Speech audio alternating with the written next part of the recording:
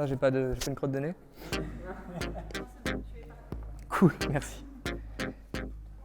Bon, je vais commenter ce que je fais, comme ça me donnera une espèce de...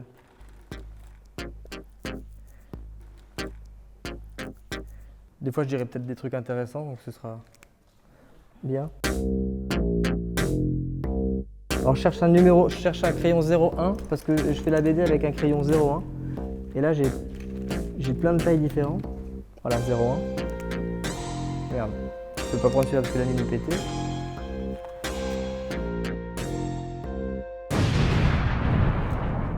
Ça, c'est 95% du boulot. Putain. Alors, je m'appelle Jean Chauvelot, j'ai bientôt 33 ans. Je suis auteur de bande dessinée. Et si je suis au lycée de Pixéricourt à Malzéville aujourd'hui, c'est parce que je suis envoyé par les fonds régionaux d'art contemporain de la région Grand Est, donc FRAC Alsace, FRAC Lorraine et FRAC Champagne-Ardenne, pour couvrir tout ce qui a été fait dans le cadre du dispositif Ecotopia dans les lycées agricoles de la grande région. Donc je viens à la rencontre des professeurs, des artistes en résidence et des élèves qui en ont profité pour faire une espèce de reportage en bande dessinée qui racontera qu'il s'est passé quelque chose cette année dans les lycées agricoles en collaboration avec les FRAC. En farce. T'as vu le... Ah putain, ça filmait pas. Mais là, si ça filmait. T'as vu le trait droit un peu là? C'est le truc le plus dur à faire.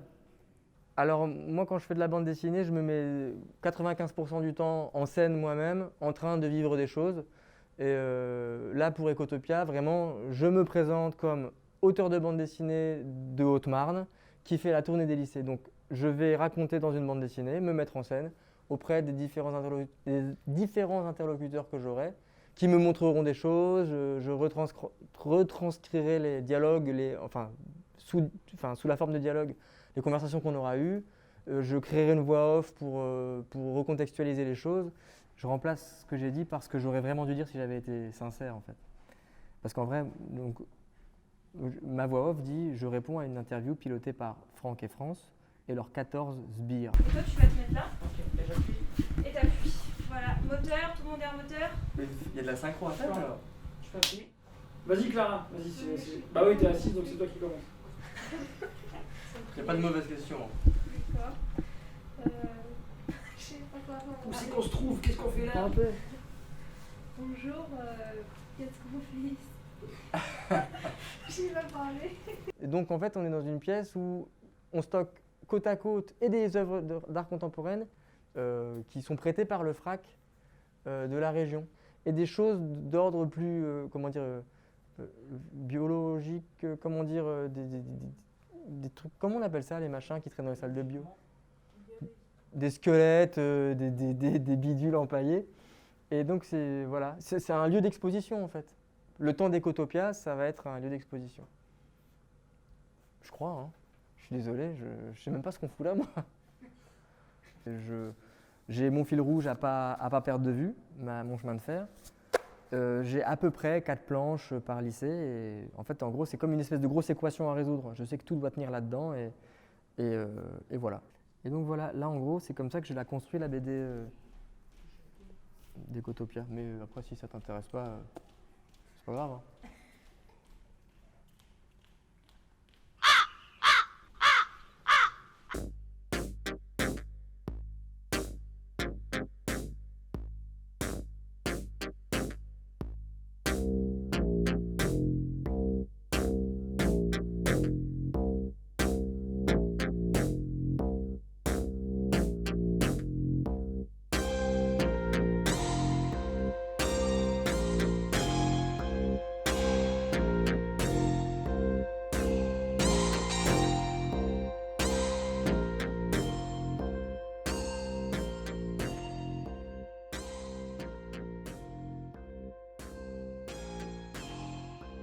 Pour les chroniques des explosions, pourquoi la personne explose à la fin?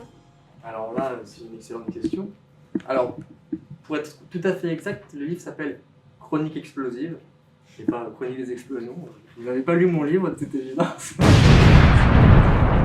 L'explosion, c'est jouissif parce qu'on capte tout de suite que c'est une explosion.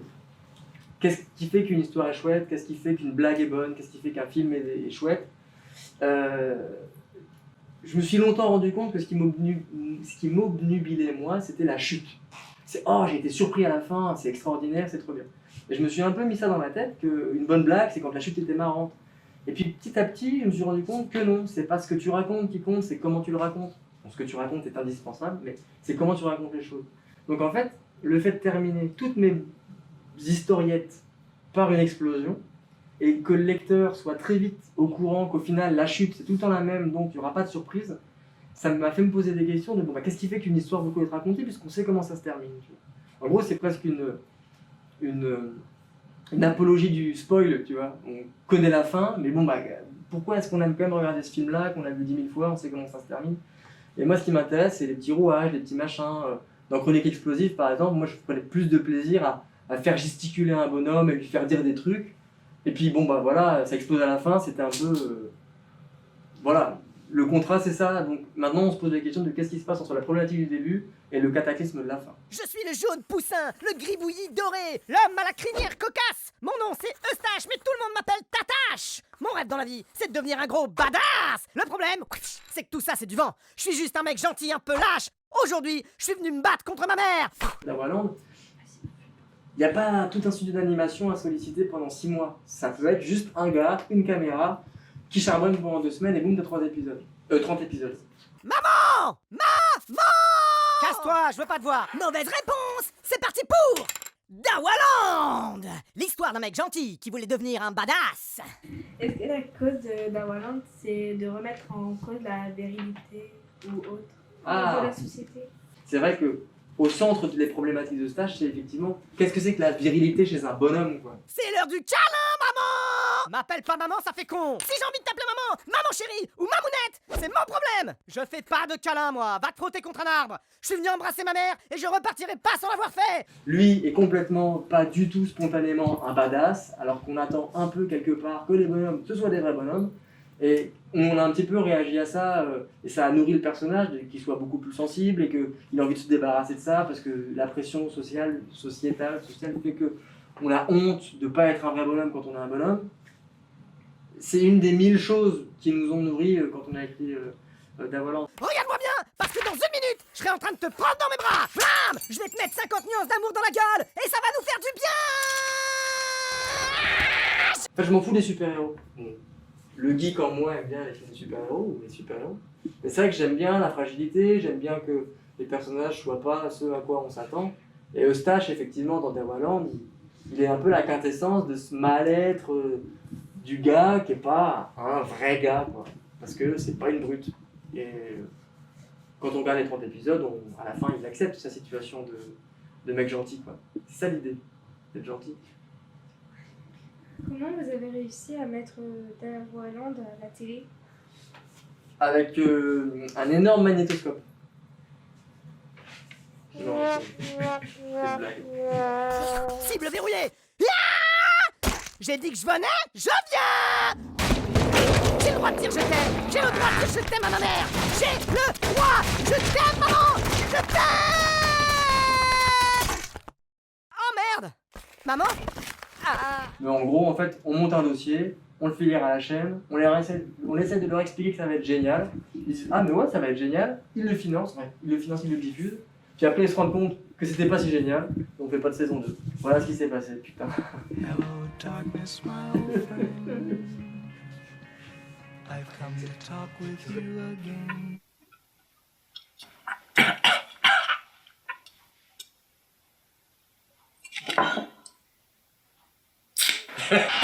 Regarde. Hey. Non. L'éducation populaire est quelque chose d'extrêmement important à mes yeux.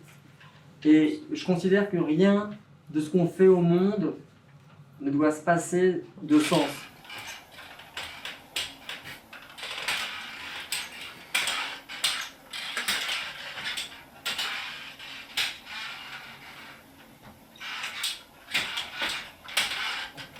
Même la frivolité ou le divertissement ou une blague de prout, tu vois, ça a du sens parce que c'est marrant, tu vois, ça peut suffire. Écoutez Louis, je pensais qu'on s'était mis d'accord. sur le fait que la révolution allait impliquer un certain nombre de changements. Ah non mais changement d'accord. Changement d'accord. Moi je suis très progressiste, c'est très bien. Regarde par exemple les histoires de terre qui tournent autour du soleil. Moi je dis c'est super. Hein, mais par contre, le vote quoi, on va pas voter. Si. Mais non. L'éthique que j'ai, je la mets en sous-texte dans mon travail. Et il y a des apartés. C'est vrai que moi je suis très attaché au divertissement. J'aime bien faire du divertissement. Et si on peut y insuffler des choses qui ont du sens. Non mais attendez, je comprends que ça vous excite le vote. Hein. Mais mettez-vous à ma place.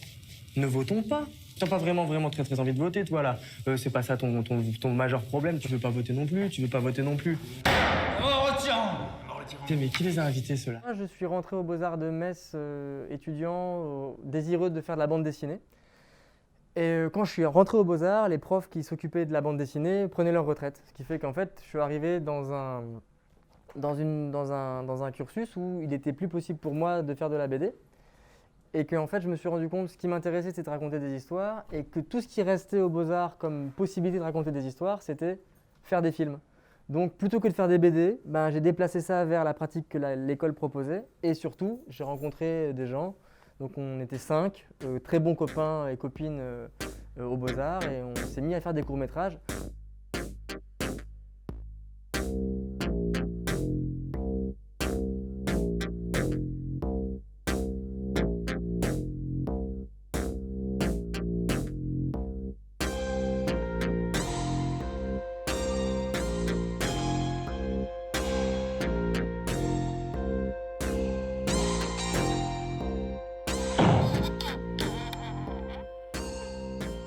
Et puis, puisque ça n'a plus été possible de faire des courts-métrages, je me suis remis à la bande dessinée. Mais en fait, les deux me font très envie et se complètent beaucoup. Alors, la pâte à crêpes. Eh ben écoute, ouais, la pâte à crêpes. La pâte à crêpes, oui, donc c'est de la farine, des œufs, un peu de sel pour ceux qui salent, un peu de sucre pour ceux qui sucrent, de la bière. Beaucoup de bière. Ça va? De la fleur d'oranger. Le fleur d'oranger, ouais. Et en fait, je suis hyper gêné parce qu'en réalité, je connais pas la recette. C'est horrible. En vrai, non, c'était pas le truc le plus stressant. Le plus stressant, c'est de dire prout et que ça fasse rire personne. Ça, c'est vraiment terrible. Et en plus, il y en a un, il est là ou pas? Non, il y en a un, c'est pas toi qui as dit ça? C'est toi qui as dit ça? Que ça faisait plus rire prout. Ah oui, c'est lui qui a dit ça. Et ça m'a détruit. Moi, c'est vraiment l'ennui que j'ai ressenti enfant. Le manque de perspective, c'est qu'en Haute-Marne, j'ai adoré grandir dans l'hyper-ruralité. On dit hyper-ruralité, hein, c'est un mot à la mode. Mais moi, c'est dans cet ennui-là que je me suis retrouvé à dessiner pour moi, pour me divertir, quoi. C'est pour ça que j'accorde beaucoup d'importance à l'art comme divertissement, parce que moi, je m'y suis mis parce que je m'ennuyais. Et attention, hein, je m'ennuyais avec plaisir. La Haute-Marne, j'ai beaucoup de tendresse pour là d'où je viens. En réalité, c'est mon métier parce que j'ai un niveau de vie très modeste et que je parviens à gagner assez ma vie en faisant les choses que j'aime. I finally found someone who makes my heart beat like a kick. I finally found this man who makes me feel like a queen. I finally found someone who makes my heart beat like a kick. I finally found this guy who makes me feel like a queen. En fait, moi, ma vie, c'est de continuer à produire. En fait, ce qui fait que si jamais j'ai un confort de vie misérable, mais que je peux avoir un bureau, de l'électricité, internet, pas trop froid et avoir mon frigo plein. Non, mais en vrai, oui, la Haute-Marne, moi, elle m'a vachement nourri parce que mon ennui m'a poussé à produire des choses. Et voilà. Est-ce que tu peux nous dire si ton micro fonctionne toujours, s'il te plaît? Ah, flûte. Vous n'entendez plus rien? Non. Non. Pas encore. Ah, il a... Non, je crois qu'il Il a clignoté, puis il a arrêté. c'est Ben non, pourtant pas. Regarde, c'est un vrai film. Mais il est très tendu. Alors la pâte à crêpes.